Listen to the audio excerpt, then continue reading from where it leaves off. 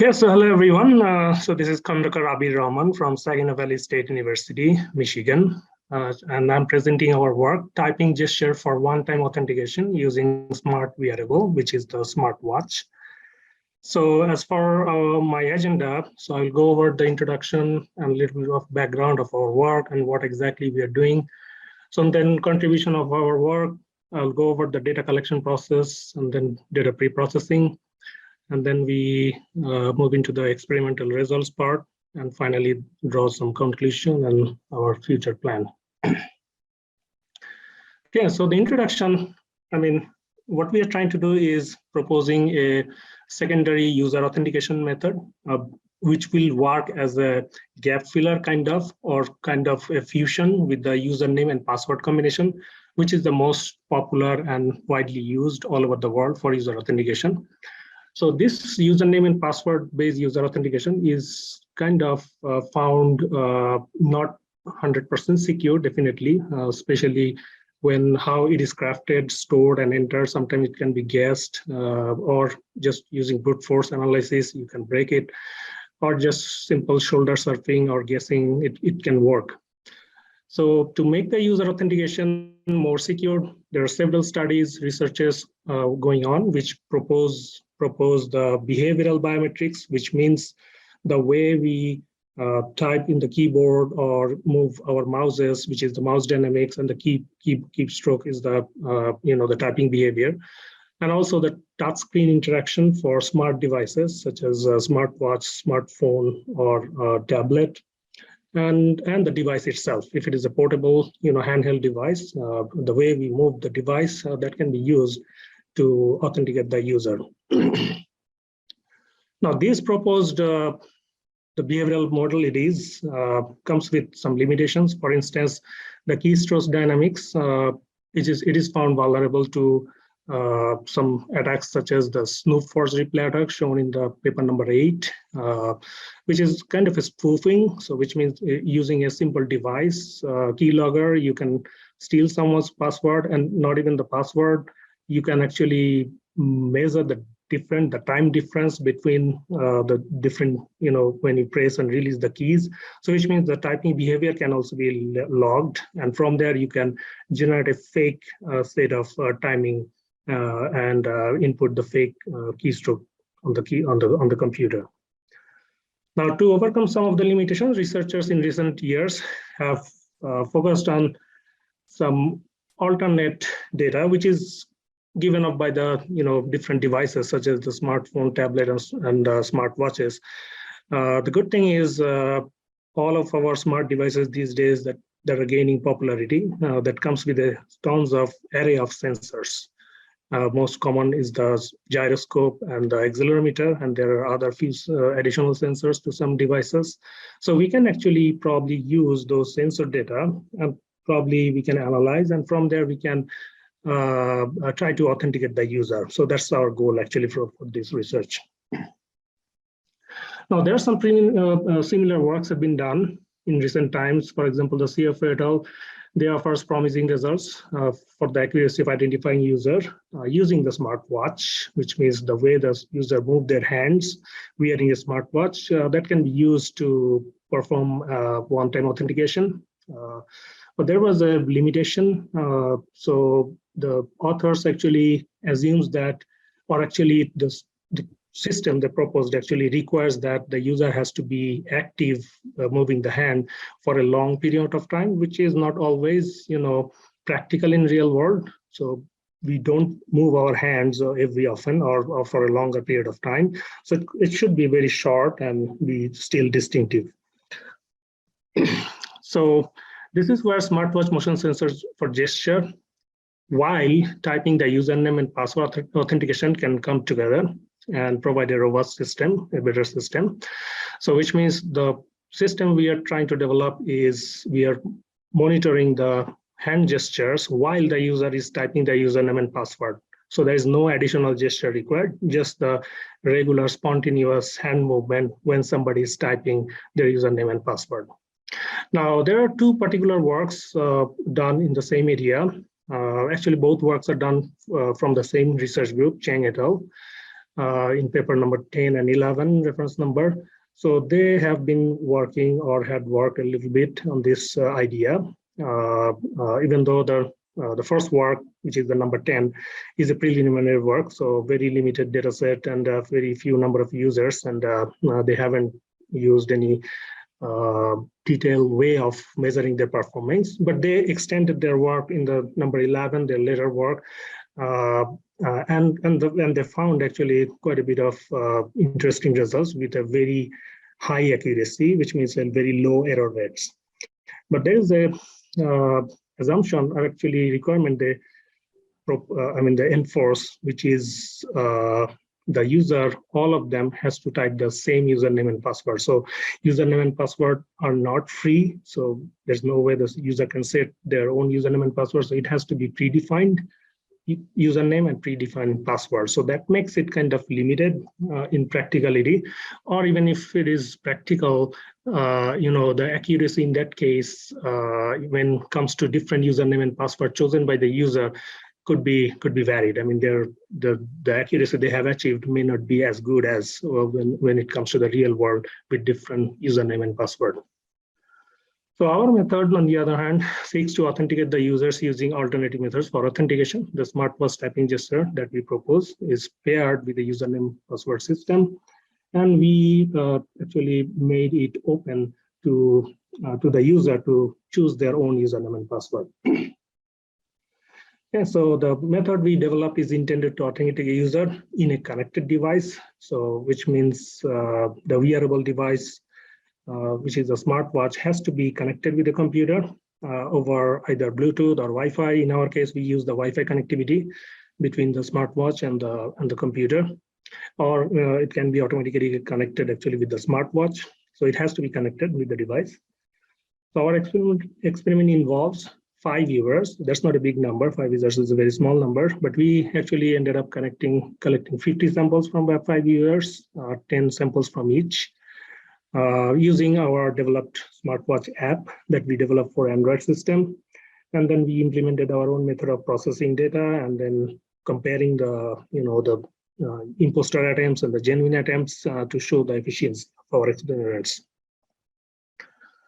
Now let's talk about the app that we have developed and the data collection process. So using an Android platform, we developed a simple application for Android Wear OS. Maybe some of you who are familiar with or using the smartwatch knows the operating system called Wear OS operating system for Android. So iPhone has their own operating system, everybody knows, and for smartwatch, which is the iWatch, they have their own operating system, but we actually just focus on the Android because it is easy to develop, and Android doesn't impose that much restrictions to publish the app and make it running into their systems. But on the other hand, iPhone, the Apple overall is quite restrictive. So for convenience, we stick to Android-based operating system, smartwatch operating system, which is the Wear OS. The app that we developed, it has accelerometer and gyroscope. It can read actually from accelerator and gyroscope, and the reading rate is around 5 hertz. So that is the standard actually across majority of the smart devices, not only the smartwatch, but also, tablet or smartphones. So this is the 5 hertz that we have to work with. Now the data that we collect from those sensors, accelerometer and gyroscope, were locally stored, which means stored in the smartwatch as a comma-separated text file. So that is the default format.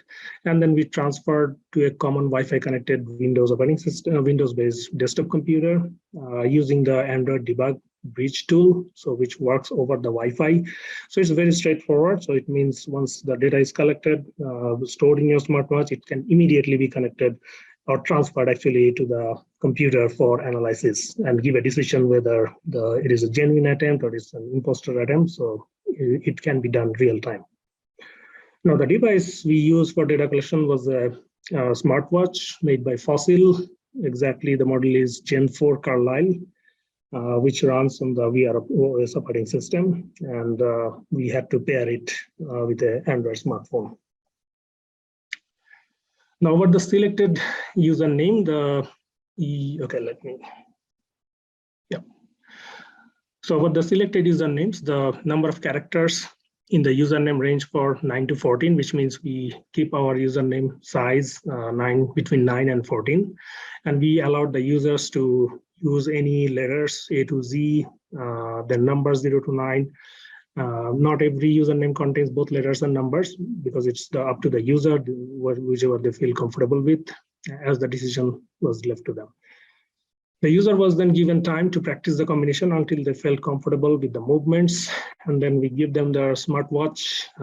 They wear it to their dominant hand. It could be left or right, completely upon them. And then we made the connection with our computer, where the data will be transferred, and ask the user to start giving, writing the username and password. Now, once comfortable, the user was given a smartwatch. Okay, so. Anyway, so I already went over. So a total of 25 samples were taken during session 1. So this session 1, we assume that all the users are free to choose their username and password. But in the next session, which is we call the session 2, it consisted of the same structure as session 1. But there is a restriction this time. So we fixed the username and password. So we actually played with both. So open username and password and fixed username and password. Now for this fixed password, we asked them to type the user, U capital and N capital, as you see on the screen, as the username, and the password is the P4 small ss or WORD. So all the 5 users again repeat the username and password 5 times each. So in total, we have 25 samples taken during the session 2. Then it comes the data processing. So it was quite challenging actually, because the data given off by the accelerometer and gyroscope, they are all analog, and there could be certainly there is outliers. It needs to be smoothed, smoothing has to be done, filtering out has to be done, but the additional challenge was we have to figure out where exactly the typing has started and ended, which means the hand movement regarding the typing is started and ended, because our hand is moving, at least to little bit, to some extent, all the time almost. So, or even if it's a slight movement in hand, even if you keep your hand in idle, so there is a possibility still the sensors will giving off some results. So we have to identify the active zone. So we actually developed our own method to define the start and the end position by using the mean and the standard deviation, which means we split the entire sample into separate windows. And during the windows, if we see that the samples within that windows or the data points within that window, the standard deviation is not too high, so we use a kind of a threshold for the standard deviation. Then we assume it was the idle period, but when we see a real movement, in that case the standard deviation would be really high. So then we assume that, okay, so this could be the starting position. Now the opposite will be the ending position. So as you can see, the starting position, and the opposite is the ending position, which means after quite a bit of high standard deviation at some point, when the user stops typing or the username and password is already given, then the standard deviation could be stabilized. So we have to cut that point. So this method works quite well. Actually, we had to spend some time tuning especially the standard deviation. It's an open parameter, so finding the sweet spot was quite tricky. And we had to actually come up with the different standard deviation for different users. So it was user-specific standard deviation, because one standard deviation may not work with every user.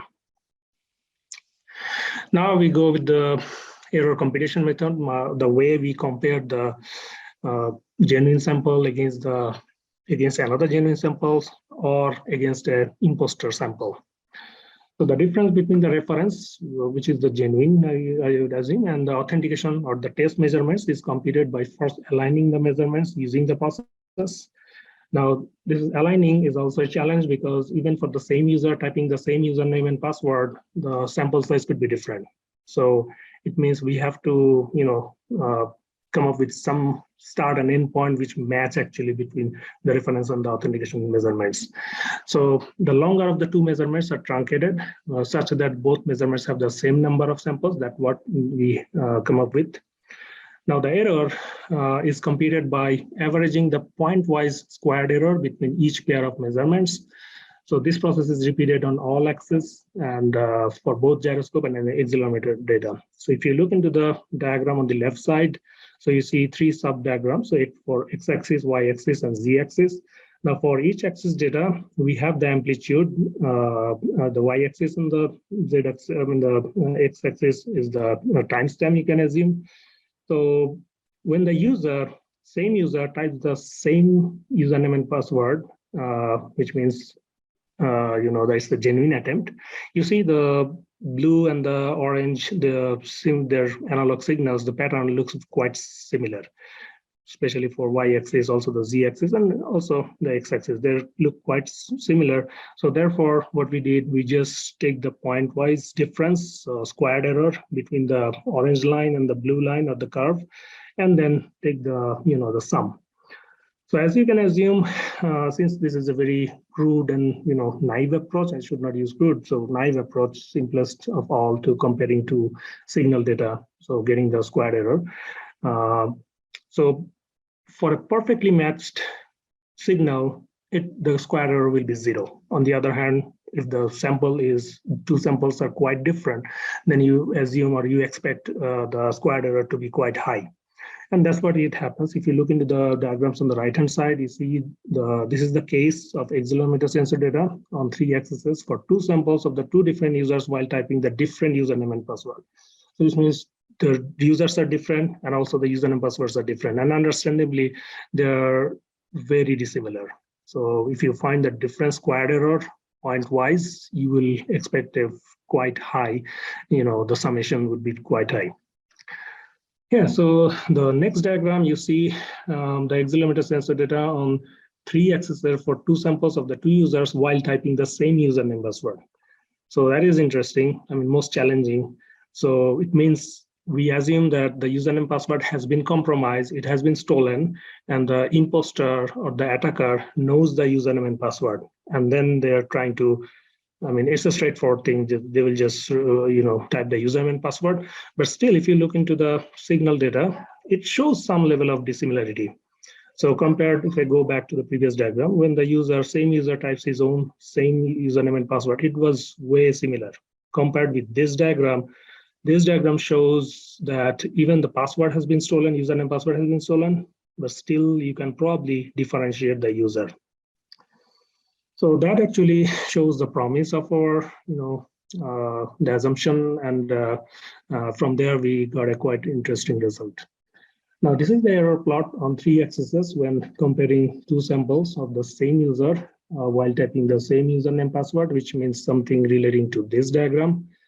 Now if you look into the error, so the x-axis is the error and the y-axis is the percentage of data. So the error rate is very low. So you see almost in most cases up to maybe 50% of the data points, you see the error rate is 0. And it increases a little bit, but still it stays on most of the occasions way below the 0.05, which is also very low. So it is actually promising, which means when the same user types the same username password like this, you expect the difference would be very low, the error will be very low, and understandably, when the different user types the same username password, the error rate should be higher. So the curve will go, go to the right direction way early. Now, this is our experimental setup for kind of training and testing.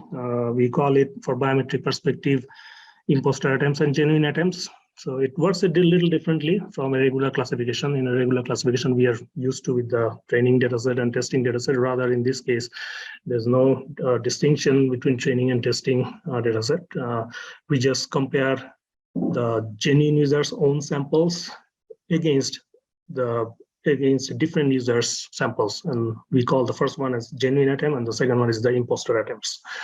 Now for genuine attempts, all 5 users, 5 samples collected during the session 1. Hope you can remember the session was for the the same user, different username and password, are compared with each other. For instance, the sample Sij is compared with the sample Sik, where I is the username and J and K are the sample numbers for that user. For genuine attempts, IJK will be between 1 to 5 and J not equals to K. So J not equals to K indicates that we are not comparing the same user, same sample. So the sample has to be different, but the user will be same.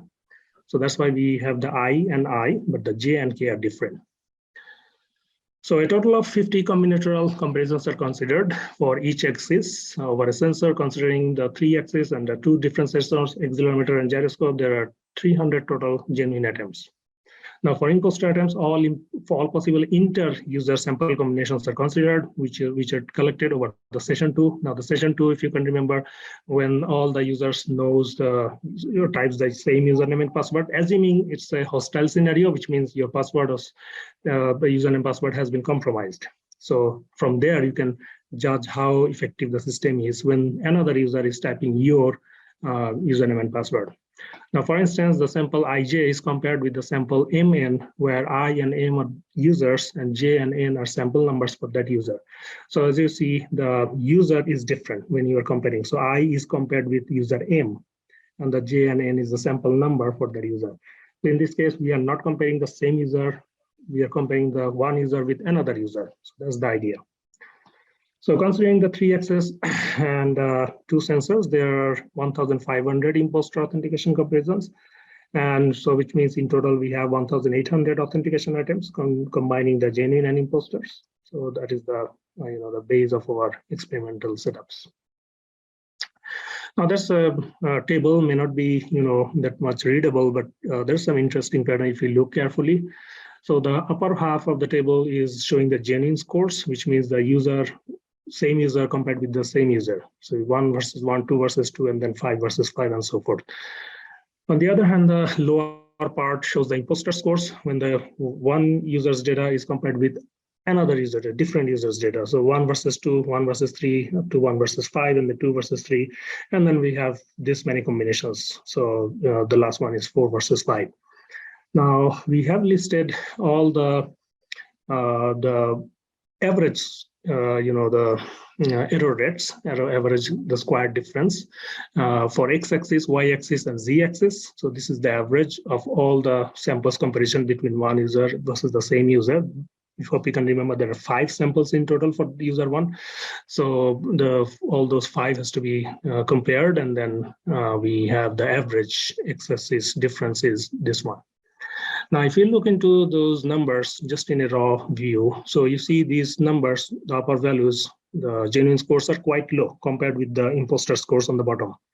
So we have almost 2 decimal points on the upper side, especially for x-axis and z-axis. The y-axis, on the other hand, interestingly, not so promising, which means their error rates are quite high, which is sometimes, very similar, a little better maybe, but quite close to the imposter scores. So genuine scores are not giving that good results, especially for the y-axis, but the x-axis and z-axis is doing really good. So this is the y-x compared. If you compare the x-axis for the imposter scores, this is way small. Same for the z-axis, this is way small compared with this data. So from that, findings, we were inspired to combine these 2 x and z-axis. So we just take the sum of x plus z. So these are the summation, and for the genuine, and the bottom part is the imposter. Now you see the genuine scores are really low, so which is good. So almost 2 decimal points now comparing the imposter scores. It is way high, even if we have some 2 decimal points. So for example, 0.07 and 0.01. So it is the highest compared. If you compare with the genuine scores, none of the genuine scores are that high. Now, the previous table, actually this table, the table I just discussed, is for accelerometer data, I forgot to mention. Now, if I move into the second table, which is for gyroscope, okay? So same pattern. So for gyroscope, again, the genuine scores are relatively smaller than the imposter scores, but if we compare with the accelerometer data, it's not that different, So, which means the differentiability was really high, significant. In case of accelerometer. For gyroscope, it's not that significant, the difference. And there is no clear winner among those axes, X, Y, Z, kind of showing the same, pattern. And that's why we ended up getting the total of all three axes, X, Y, and Z, and same for the imposter scores. Now, if you compare the genuine scores with the imposter scores, yes, the genuine scores are on the lower side, but still not that significantly. For example, there is 1.31, 1.37, whereas we have some 0.5 and 0.9, which is lower than the genuine scores. So we can draw some conclusion from our findings. Anyway, so I forgot to mention, we actually use the 80% of the data points to compute those error rates. If you go back to the diagram, so this is the 80% of the points. So this is the error rate we listed actually in the table.